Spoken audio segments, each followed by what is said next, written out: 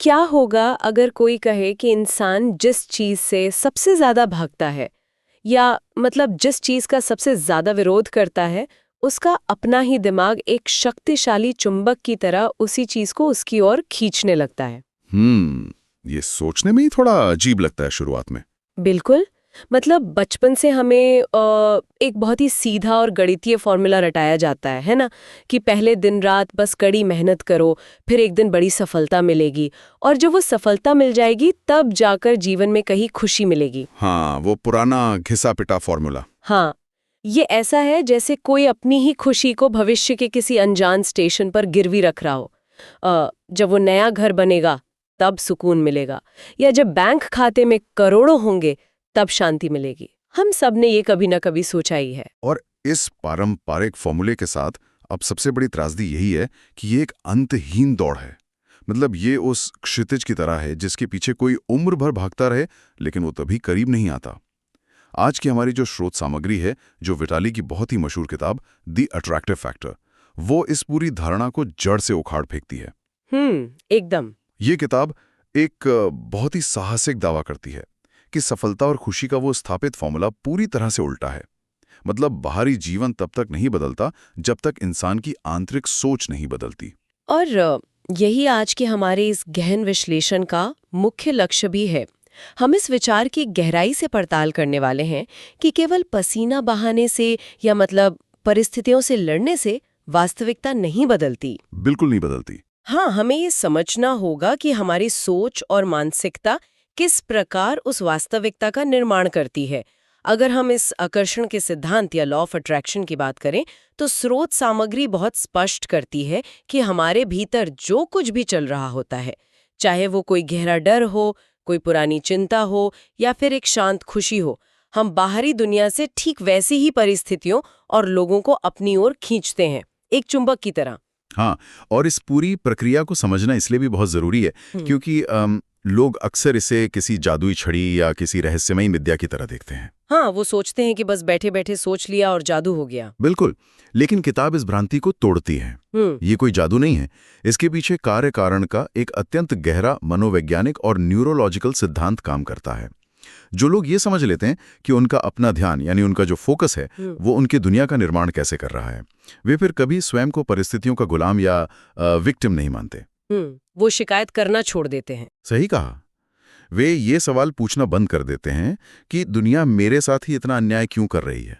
ये तो बिल्कुल उस मैग्नीफाइंग ग्लास यानी आवर्धक लेंस की तरह है जिसे हम बचपन में खेलते थे, है ना? अरे हाँ, वो कागज जलाने वाला। एकदम वही। जब हम उस लेंस को धूप में एक कागज के टुकड़े पर केंद्रित करते हैं, तो सूरज की बिखरी हुई किरणें एक ही बिंदु पर इतनी तीव्र हो जाती हैं कि वो कागज जलने लगता है। हमारा ध्यान भी बिल्कुल उसी मैग्नीफाइंग ग्लास की तरह काम कर रहा है। हम अपनी मानसिक ऊर्जा को जिस भी चीज पर केंद्रित करते हैं, वो हमारे जीवन में बड़ी और तीव्र होने लगती है। बिल्कुल। स्रोत के अनुसार जो लोग लगातार शिकायत करते हैं, वे अनजाने में अपने जीवन में और अधिक समस्याओं को जन्म देते हैं। लेकिन मैं ये सोच रही थी कि विज्ञान के नजरिए से ये होता कैसे है। मतलब क्या ये सिर्फ एक दार्शनिक बात है या इसके पीछे दिमाग की कोई भौतिक संरचना भी है? हाँ, ये पूरी तरह से एक जैविक और न्यूरोलॉजिकल प्रक्रिया है। मानव मस्तिष्क के तने में यानी ब्रेनस्टेम में कोशिकाओं का एक जाल होता है जिसे रेटिकुलर एक्टिवेटिंग सिस्टम या संक्षेप में RAS कहा जाता है। RAS? अच्छा, हाँ। अब सोचिए, हर सेकंड इंसान का दिमाग करोड़ों सूचनाओं के संपर्क में आता है। आसपास की आवाजें, रंग, तापमान, लोगों की बातें।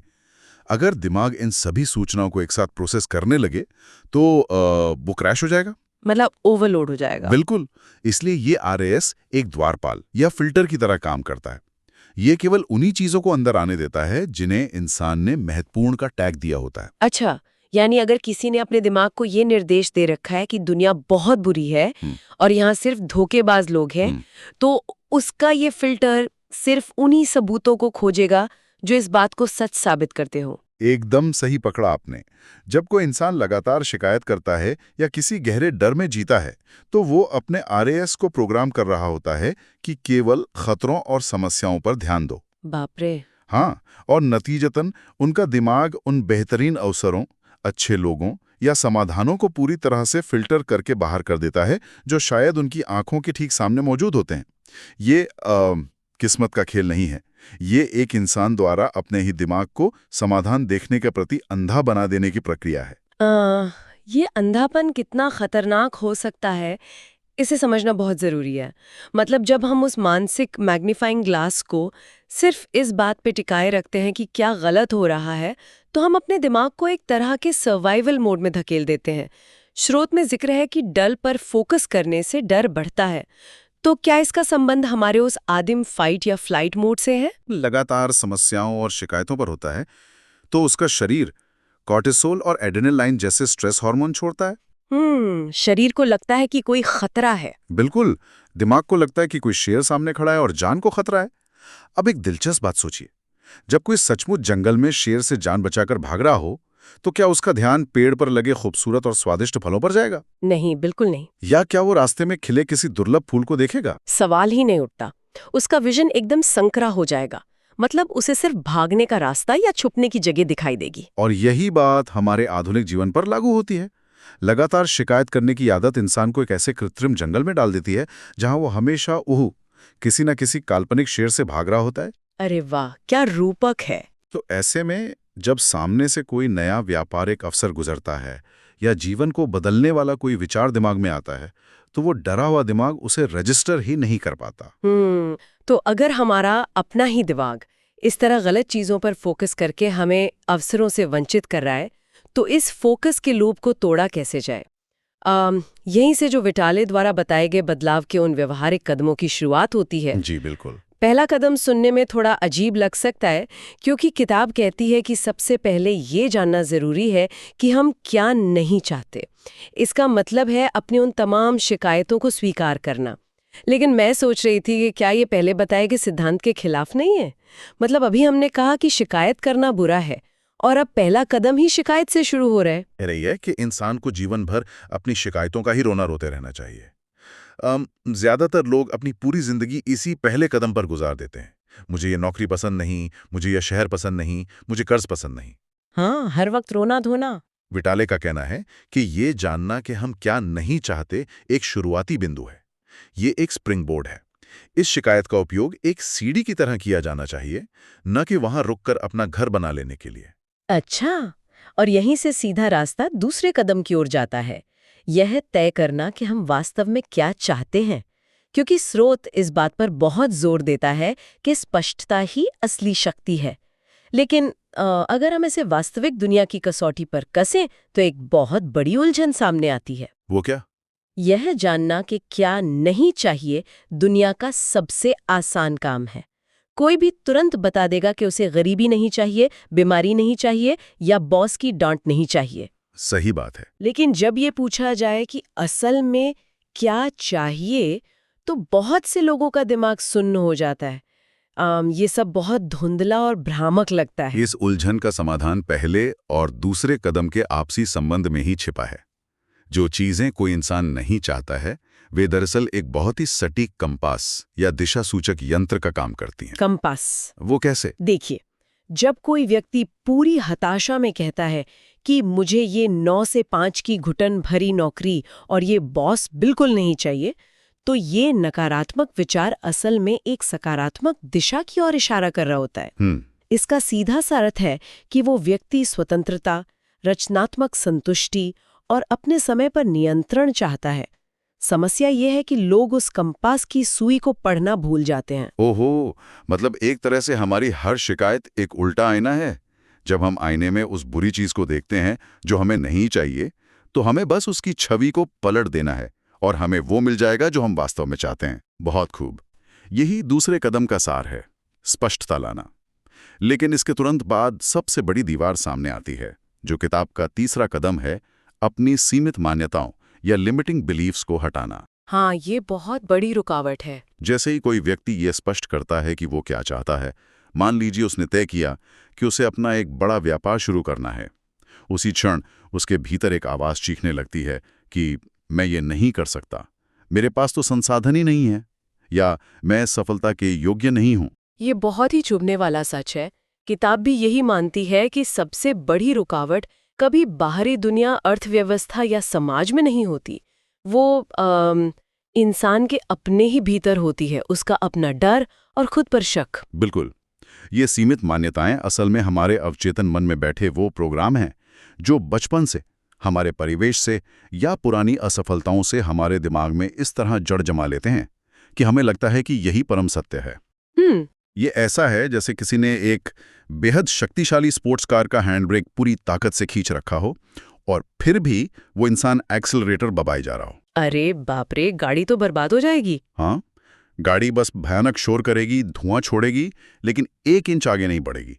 जब तक उन आंतरिक सीमाओं, उस हैंड ब्रेक को नहीं हटाया जाता, तब तक किसी भी लक्ष्य की स्पष्टता कोई काम नहीं आती। चलिए, एक पल के लिए ये मान लेते हैं कि किसी व्यक्ति ने अपने भीतर के उन हैंड ब्रेक को खोल दिया है। ठीक है। उसकी आंतरिक सीमाएं टूट गई हैं और उसका लक्ष्य भी एकदम शीशे की तरह साफ हो गया है कि उसे जीवन से क्या चाहिए। अब सवाल ये उठता है कि उस लक्ष्य तक पहुंचने के लिए किस मानसिकता और किस तरह के कर्म की आवश्यकता है, क्योंकि बिना एक्शन के तो कुछ भी धरातल पे नहीं उतरने वाला। यहीं का किताब का चौथा और 5वां कदम पूरी तस्वीर को बदल कर रख देता है। और चौथा कदम इस पूरी स्रोत सामग्री का सबसे क्रांतिकारी विचार है, अभी खुश महसूस करना या फील गुड नाउ। अभी खुश महसूस करना। हाँ, जैसा कि हमने चर्चा की शुरुआत में कहा था कि लोग सफलता का इंतजार करते हैं खुश होने के लिए। विटाले इस फार्मूले को पलट देते हैं। उनका कहना है कि सफलता का इंतजार करना बंद करें और अभी से, इसी पल से उस खुशी और संतुष्टि को महसूस करना शुरू करें जो आपको वो लक्ष्य हासिल होने पर मिलने वाली है। और इसके तुरंत बाद आता है 5वां कदम, प्रेरित होकर कदम उठाना, यानी टेक इंस्पायर्ड एक्शन। बिल्कुल। ये कदम इस भ्रांति को तोड़ता है कि लॉ ऑफ अट्रैक्शन का मतलब सिर्फ सोफे पर लेटकर किसी बड़ी लाल रंग की कार के बारे में सोचना और चमत्कार की उम्मीद करना है। हाँ, ख्याली पुलाव पकाना नहीं है ये। सोच और कर्म जब एक ही दिशा में मिलते हैं तब जाकर असली बदलाव होता है। लेकिन यहाँ एक बहुत बड़ा व्यवहारिक सवाल उठता है। आज की दुनिया में हर कोई व्यस्त है, हर कोई भाग रहा है, हर इंसान कोई ना कोई एक्शन ले रहा है। सच है। तो एक प्रेरित कर्म और बिना सोचे समझे की जाने वाली हताश भागदौड़ में बुनियादी अंतर क्या है? इस अंतर को समझना ही सफलता और असफलता के बीच की रेखा तय करता है।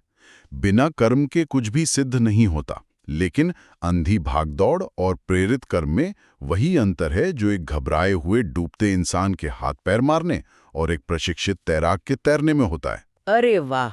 इसे एक बहुत ही सटीक उदाहरण से समझते हैं। कल्पना करें कि 2 लोग नौकरी की तलाश में। पहला इंसान डर, चिंता और इस भावना से भरा है कि अगर नौकरी नहीं मिली तो मैं बर्बाद हो जाऊंगा।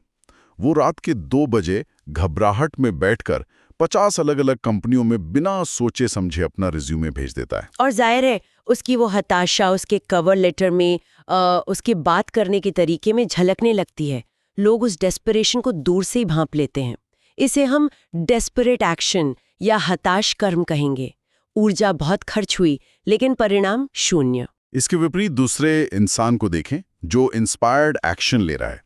वो चौथे कदम में मौजूद है, यानी वो भीतर से शांत है, उसे अपनी काबिलियत पर भरोसा है और वो वर्तमान में संतुष्ट महसूस कर रहा है। वो इंसान 50 जगह ईमेल नहीं भेजता। तो वो क्या करता है? वो शायद एक दिन पार्क में टहल रहा होता है। अचानक उसके दिमाग में किसी एक विशिष्ट कंपनी का विचार आता है। उसे प्रेरणा मिलती है, वो घर आता है, उस कंपनी के बारे में गहराई से पढ़ता है और उनके संस्थापक को एक बहुत ही सटीक, शांत और समाधान देने वाला ईमेल लिखता है। हाँ, और उस एक ईमेल का प्रभाव उन 50 हताश रिज्यूमे से कहीं ज्यादा होता है। ये कमाल का नजरिया है। प्रेरित कर्म कोई बोझ नहीं लगता, ये अत्यधिक प्रभावी होता है क्योंकि इसके पीछे हारने का डर नहीं बल्कि कुछ नया रचने का आनंद होता है। ये ऐसा है जैसे इंसान खुद पानी के बहाव के खिलाफ नहीं तैर रहा बल्कि बहाव उसे उसकी मंजिल की तरफ ले जा रहा है। बिल्कुल।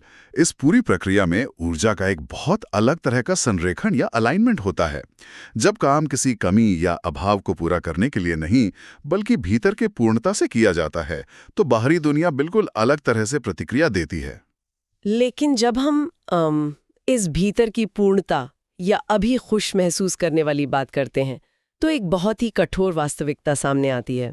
वो क्या? आज की इस आपाधापी वाली दुनिया में जहां हर तरफ तनाव है, जीवन में अचानक कोई बड़ी आर्थिक समस्या आ सकती है या स्वास्थ्य बिगड़ सकता है। ऐसी मुश्किल परिस्थितियों में अभी खुश महसूस करने वाली इस अवस्था में कोई इंसान कैसे बना रह सकता है? मतलब जब जीवन में सब कुछ गलत हो रहा हो, तब अच्छा महसूस करना तो खुद को धोखा देने जैसा लगता है।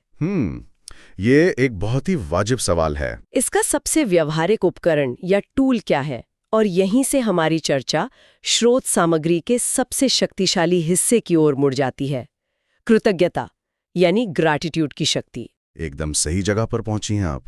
स्रोत सामग्री में कृतज्ञता को महज एक अच्छी आदत या शिष्टाचार नहीं बताया गया है, इसे जीवन को बदलने वाले एक उपकरण के रूप में प्रस्तुत किया गया है। जब कोई व्यक्ति जीवन में मौजूद छोटी छोटी अच्छी चीजों के लिए सच्चा धन्यवाद देना शुरू करता है तो उसकी सोच की पूरी दिशा ही बदल जाती है। ये इंसान के दिमाग को अभाव की मानसिकता से निकालकर प्रचुरता यानी अबंडेंस की मानसिकता में ले जाने का सबसे तेज तरीका है। अगर हम इसे एक कैमरे के रूपक से समझें तो कृतज्ञता कैमरे के लेंस पर लगे एक विशेष फिल्टर की तरह है। कल्पना कीजिए कि कोई किसी साधारण धुंधले या नीरस दृश्य की तस्वीर ले रहा है, लेकिन जैसे ही कैमरे पर वो कृतज्ञता वाला वार्म फिल्टर लगाया जाता है, पूरी तस्वीर का रंग, उसकी गर्माहट और उसका पूरा अर्थ ही बदल जाता है। बिल्कुल बदल जाता है। जो चीजें पहले अंधेरे में छिपी हुई थीं, वो रोशनी में चमकने लगती हैं। लेकिन सवाल ये है कि अगर किसी का वो कैमरे का लेंस पूरी तरह से कीचड़ से सना हो, मतलब जीवन में इतनी समस्याएं हों कि कुछ भी अच्छा न दिख रहा हो, तब वो फिल्टर कैसे काम करेगा? ये एक बहुत ही गंभीर और वास्तविक चुनौती है। जब जीवन में तूफान आया हो तब कृतज्ञता महसूस करना दुनिया का सबसे मुश्किल काम लगता है। लेकिन विज्ञान, खासकर न्यूरोप्लास्टिसिटी, हमें यहाँ एक बहुत बड़ा जवाब देता है। दिमाग की बनावट ऐसी है कि जिन न्यूरॉन्स का हम बार बार इस्तेमाल करते हैं वो आपस में जुड़कर मजबूत रास्ते बना लेते हैं, जिसे neurons that fire together wire together कहते हैं। एकदम सही। सालों तक समस्याओं पर ध्यान देने से इंसान का दिमाग नकारात्मकता का एक हाईवे बन जाता है। कृतज्ञता उस हाईवे को तोड़कर एक नया रास्ता बनाने की कुदाल है। शुरुआत में ये बहुत नकली लग सकता है। जब सब कुछ बर्बाद हो रहा हो तब सिर्फ इस बात के लिए कृतज्ञ होना कि आज मुझे पीने का साफ पानी मिला या आज मैं सांस ले पा रहा हूं, बहुत छोटा लग सकता है। लेकिन वो छोटा सा अभ्यास भी उस न्यूरोप्लास्टिसिटी के जरिए दिमाग की पुरानी वायरिंग को तोड़ रहा होता है। बिल्कुल। और धीरे धीरे लगातार धन्यवाद देने के अभ्यास से दिमाग का वो RAS, जिसके बारे में हमने शुरुआत में बात की थी, वो पुनः प्रोग्राम हो जाता है। वो दिमाग को निर्देश देता है कि रुको, ये इंसान अब अच्छी चीजें ढूंढ रहा है, मुझे इसे और अच्छे अवसर दिखाने होंगे। वाह! कृतज्ञता का अभ्यास जीवन की मुश्किलों को जादुई रूप से गायब नहीं करता, बल्कि ये इंसान के दिमाग को इतना सक्षम बना देता है कि वो उन मुश्किलों के बीच छिपे समाधानों को देख सके।